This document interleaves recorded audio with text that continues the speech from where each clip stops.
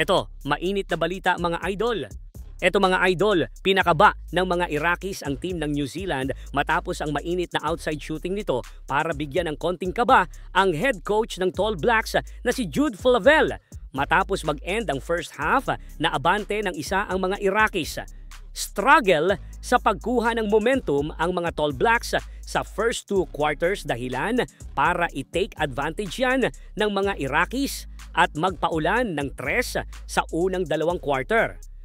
Pero sa second half, mukhang nakapag-adjust naman ng maigi si Coach Flavel para tuluyang makalayo ng bahagya sa mga Iraqi pero ayaw magpatalo ng mga Iraqis at nagawa pa nilang maitabla ang laban sa pagtatapos ng third quarter, 61 all.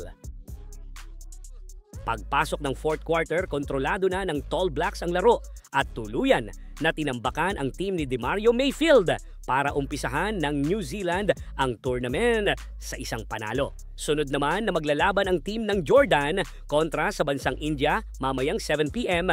at susundan naman ng China versus Saudi Arabia sa last game ngayong araw. Mamayang alas 2 naman ng madaling araw ang laban ng Gilas Pilipinas kontra sa Chinese Taipei, kaya tutok lang dito sa aking channel para sa latest update. Pero bago yan, like and subscribe lang mga idol para sa latest basketball news and highlights.